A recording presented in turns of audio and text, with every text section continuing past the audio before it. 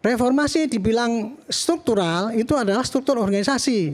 Yang tadinya Poldanya itu berapa, sekarang bertambah. Setiap ini ada. Artinya itu struktural nggak bermasalah.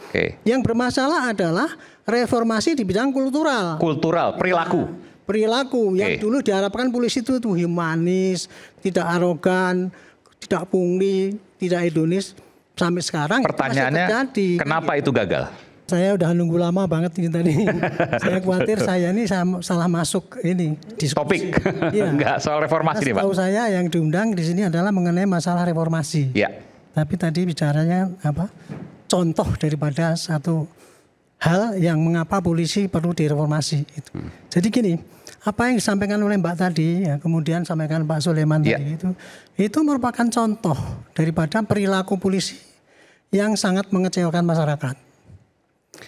Itulah yang terjadi saat ini. Polisi kemarin ketika menangani unjuk rasa kemarin ya, jadi ternyata kan ada korban sampai 10 gitu ya. Kemudian polisi dituduh diminta mana pertanggungjawaban untuk itu. Dari situlah kemudian banyak tuntutan-tuntutan bahwa polisi itu tidak berubah. Polisi itu dari dulu masih beringas, brutal dan sebagainya kepada masyarakat. Sehingga perlu direformasi. Kan tuntutannya kayak gitu. Nah, kemarin itu tuntutan yang memuncak menyorot polisi itu tadi contohnya itu tadi ya, laporan tidak ditindaklanjuti, tapi dalam bahasa yang elitnya dikatakan bahwa kita itu di lapangan akuntabilitas penegakan hukumnya lemah sekali. Artinya apa? Orang laporan kalau nggak viral nggak ditindaklanjuti, contohnya gitu. Salah satu itu ya. Yang keduanya, polisi ini banyak sekali pelanggaran di lapangan. Itu karena apa? Karena pengawasannya lemah. Anggota yang melanggar dibiarin. Pimpinannya bahkan ikut-ikut nyuruh-nyuruh melanggar dan sebagainya. Itu dianggap pengawasannya lemah. Poin yang ketiga yang dianggap polisi kemarin buruk itu adalah brutalitas. Polisi kalau menindak demonstran sekarang masih aja pakai kekerasan, digebuki dan sebagainya. Sehingga itu tidak mereformasi, meninggalkan perilaku militer yang dulu suruh direformasi menjadi yang humanis. Contohnya kayak gitu. Poin berikutnya adalah di masalah rekrutmen polisi itu susah, nggak bagus. Masuk polisi harus bayar, sehingga jadi polisi juga nggak bagus, kan kira-kira gitu. Kemudian berikutnya adalah polisi sekarang ini masih banyak yang pungli, korupsi dan perilaku itu masih banyak. Itu. Kemudian yang berikutnya adalah hedonis, kebiasaan hedonis pamer-pamer glamor itu ya. Katanya polisi anggarannya kurang, tapi kok mereka mobilnya mewah-mewah dan sebagainya. Itulah sorotan negatif daripada publik kepada polisi. Makanya itu kemarin kan begitu Pak Presiden dilapori oleh para pewakil bangsa itu, ini polisi udah keterlaluan nih Pak, maka perlu reformasi. Beliau mengamini, oke, perlu reformasi. Kita bikin komisi, kan gitu ya. Begitu mendarat kayak itu, Kapolri tahu diri dong. Kalau polisi itu cuma diem aja, budek aja itu namanya polisi goblok. Polisi udah tahu ditunjuk ada 9 tadi tuntutan yang negatif itu tadi. Mestinya kita sebelum dibentuk komisi kita memperbaiki diri. Disitulah maka kemudian polisi kemarin rapat Pak Kapolri mengeluarkan instruksi kita melakukan perbaikan diri. Tetapi istilahnya bukan reformasi. Karena dulu kita pernah mereformasi. Tahun 2002 itu reformasi dari polisi militer menjadi polisi humanis. Tetapi sampai sekarang kan belum dianggap berhasil. Makanya kita istilahnya pakai transformasi. Itu Pak, transformasi. Artinya apa? Kemarin itu kita Pak Kapolri mengumpulkan dan sekarang menunjuk 52 jenderal ya, atau kolonel dan jenderal itu menjadi tim.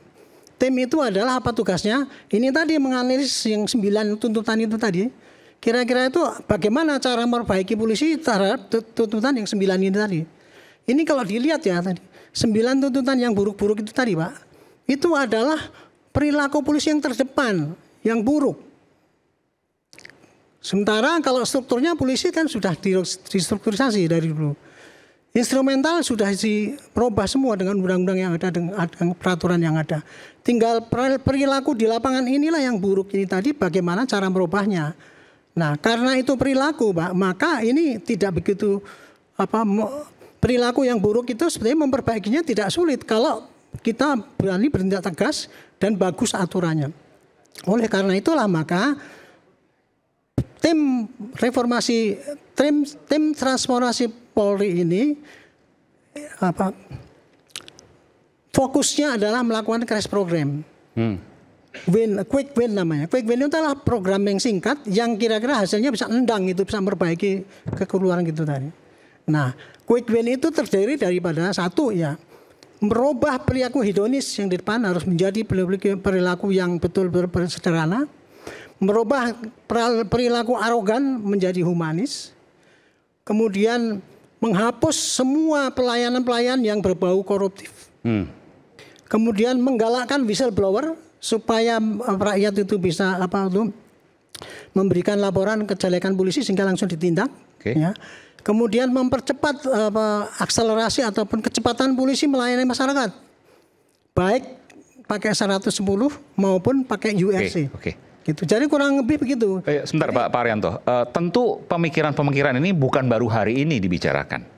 Sudah lama. Sudah lama. Pertanyaannya kenapa tidak pernah terlaksana dengan baik? Itulah saya katakan ya. Polisi ya, itu yang saya sampaikan ini bukan barang baru, Pak.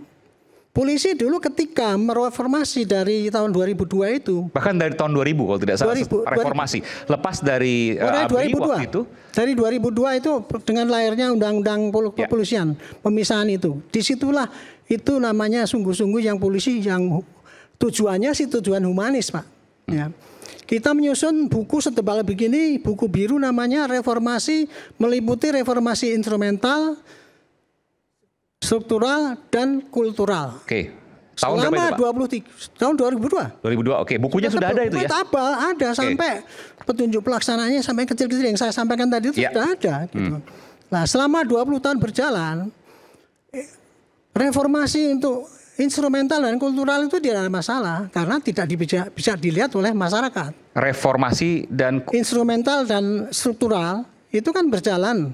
Polisi yang tadinya anggotanya cuma 180.000 menjadi 450. Itu instrumental. Itu struktural. Oke, instrumental?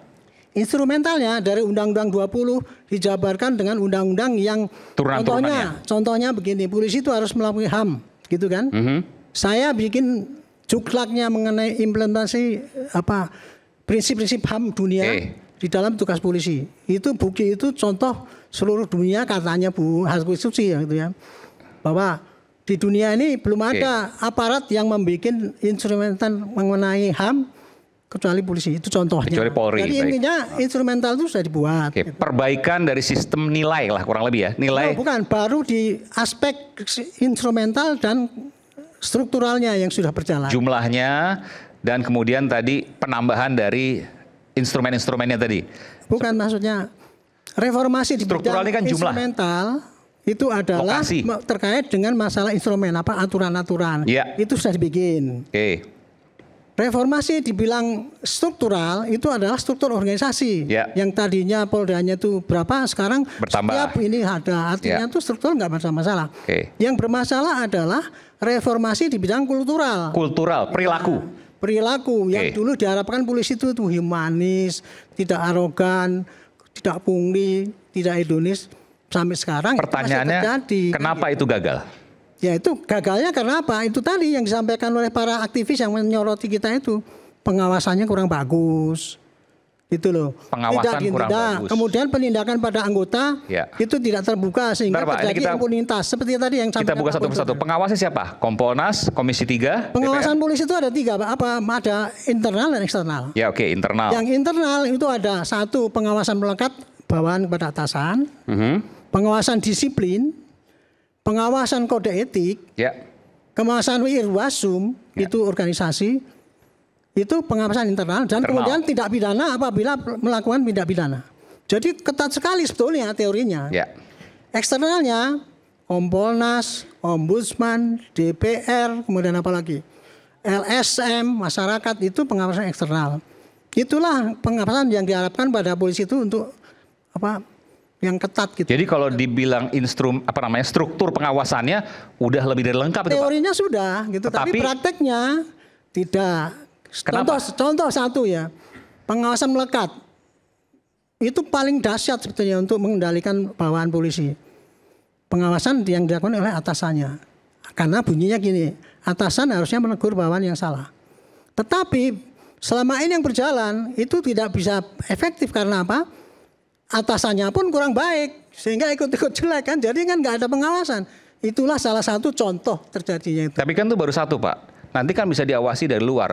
Ada ombudsman, bilang tadi, kan saya ngomong, DPR Pak. tadi. Itu kan saya ngomong ini kelemahan pengawasan internal itu antara itu. Internal. Nah, kalau sekarang meloncat lagi ya, Kompolnas kenapa kok tidak bagus pengawasannya? Karena selama ini Kompolnas hanya punya kewenangan menerima keluhan masyarakat. Tidak punya kewenangan untuk menegur polisi, tidak punya kewenangan untuk mencopot jabatan polisi misalnya begitu. Jadi di pengawasan eksternal pun lemah karena Kompolnas terbatas kewenangannya, istilahnya kayak gitu. Itu kemudian apa lagi? DPR selama ini kan ya hanya malah DPR-nya dicurigai sekarang. DPR-nya memanfaatkan polisi. Ada kolusi dalam katanya isinya puja-puji aja gitu kan. Iya, itulah kelemahan yang terjadi. Tadi Pak Dharma mengatakan kan bahwa tapi betul Pak, isinya puja-puji aja itu. Enggak, saya enggak mengatakan gitu. Tapi kenyataannya Pak Dharma kan bilang mestinya secara teoritis DPR itu mengawasi polisi kan. Gitu. Tapi yang terjadi sekarang katanya kan gitu kan, kok malah polisinya jelek kok malah dipuji misalnya gitu. Contohnya kayak gitu. Jadi kan itulah contoh dari baik. Akibat daripada itu semualah maka Pak ya. Polisi dalam menyusun ini, reformasi ini bukan menandingi Pak Presiden punya, bukan. Justru Pak polisi itu tahu dirinya itu masih kurang baik. Makanya dia akan bebenah diri, tidak usah menunggu komisi itu jadi apa tidak. Nanti kita bebenah, seandainya komisi itu nanti jadi, maka hasil daripada perbaikan kita itu kita laporkan pada komisi itu. Ini loh Pak bahan-bahan perbaikan untuk polisi. Kita siap aja menunggu apa diapakan. Sifatnya kira-kira gitu jalannya reformasi polisi. Sebentar Pak nanti.